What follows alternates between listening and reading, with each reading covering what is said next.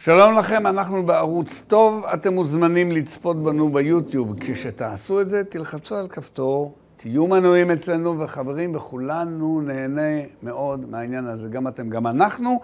ואנחנו בתוכנית הביטחונית של ערוץ טוב, אורחנו הדוקטור מרדכי מוטי קדר, שלום לך. השלום וברכה, אלעזר. כן, כשאני מדבר איתך, שלום וברכה, נדגיש בינתיים. תשמע מוטי, אני רוצה דרכך ללמוד מה קורה במעטפת העוטפת אותנו, כלומר מדינות ערב, תבחר למי אתה רוצה להתייחס, איך הם רואים את הממשלה החדשה. תראה, היום מדינות ערב, דבר ראשון זה לפחות שני מרכיבים. האחד זה ממשלות, והשני זה העם.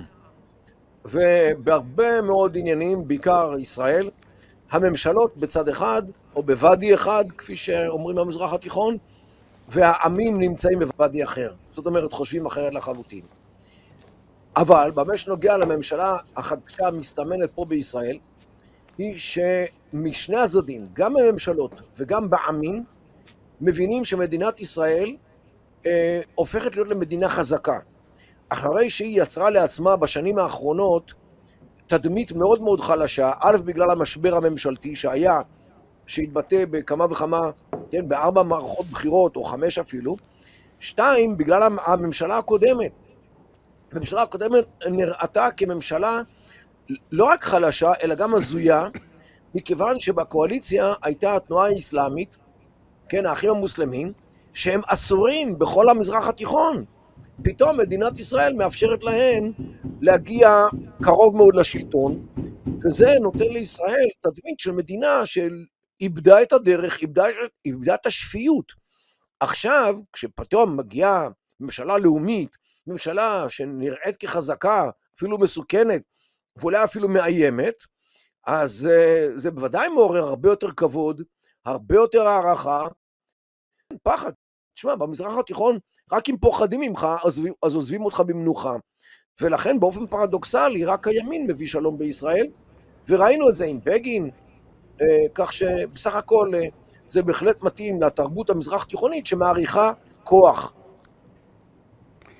תאמר לי, התחושה הזו, הדימוי, שאנחנו יודעים שדימויים יש להם תפקיד אדיר בחשיבותו, מפחדים ממך, לא יתעסקו איתך, וזה דימוי, מפחדים ממך, כן כיסוי, לא כיסוי, לא משנה.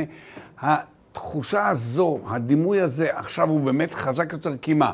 כי ביבי חוזר, כי סמוטריץ' פתאום, כי בן גביר, תסביר לי את יסוד העוצמה המתגלם בדימויים. השם שהכי ניסה על שפתיים במזרח התיכון זה בן גביר. הם מבינים שפה מדובר בשינוי כללי המשחק, ואולי אפילו בעל הבית השתגע.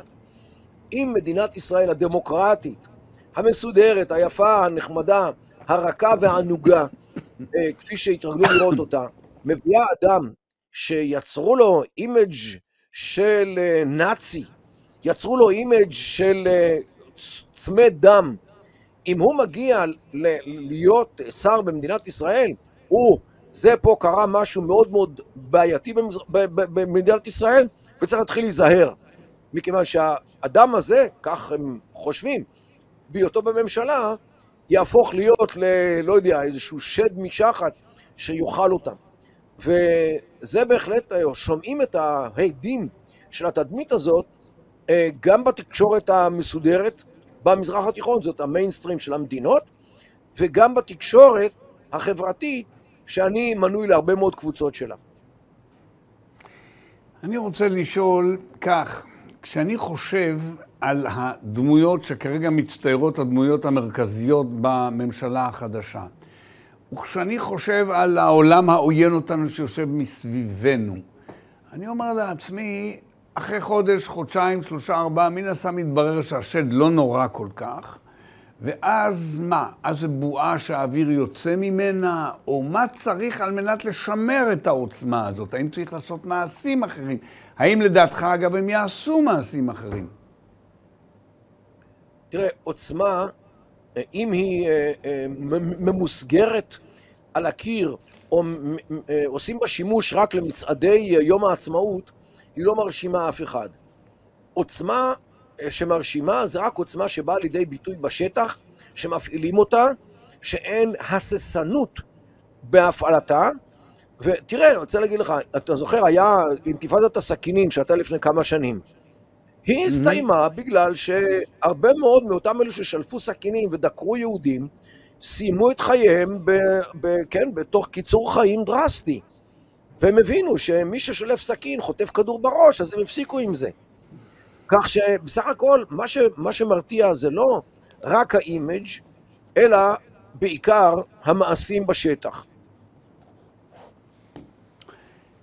מוטי, אם כך, תאמר לי, גם היום במסע ההרג הפלסטיני הנוכחי, שאינני יודע, חלק מוכנים או מכנים אותו אינתיפאדה, חלק אומרים גל, אבל לא אינתיפאדה, לא משנה כרגע ההגדרות, כבר נהרגו לא מעט מחבלים שפצעו ורצחו וניסו להרוג יהודים. רק בסוף השבוע קרה שוב, ועוד מאשימים אותנו, אני לא מצליח להבין את האשמות נגדנו, אבל לא חשוב.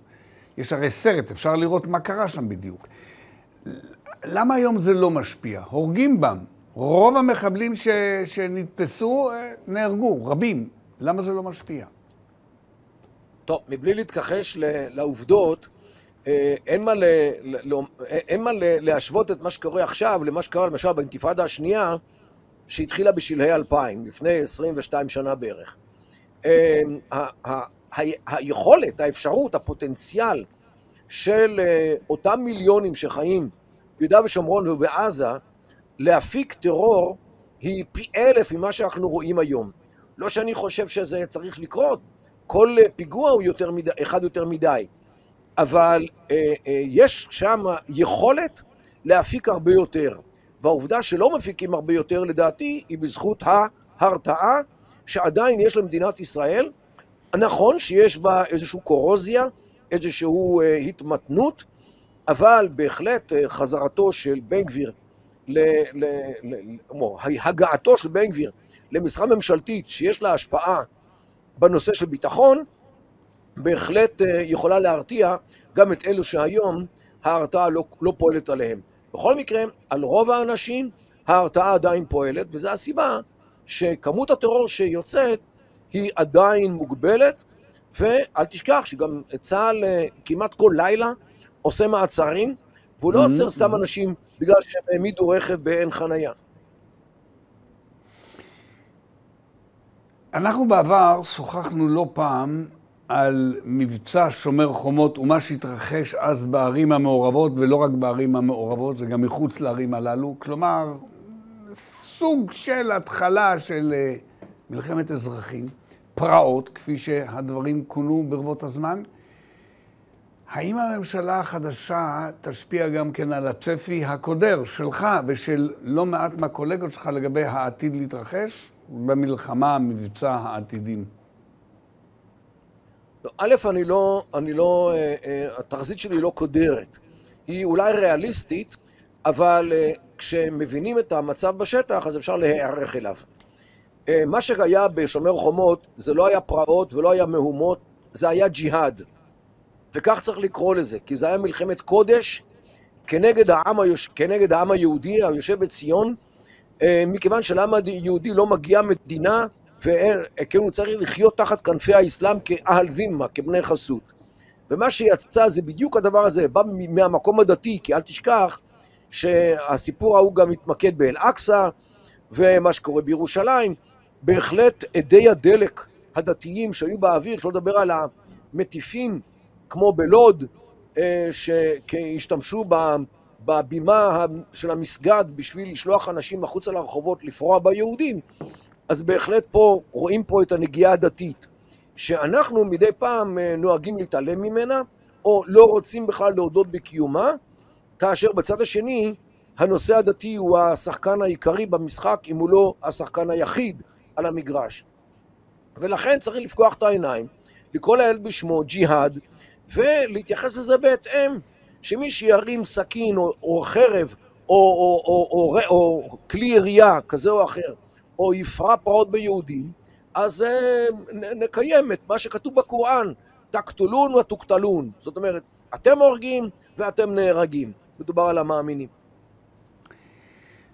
מוטי, ובאשר לשאלתי, האם הממשלה החדשה גם תרתיע אותם כוחות ברחוב הערבי הישראלי שהיו חלק מהפרעות?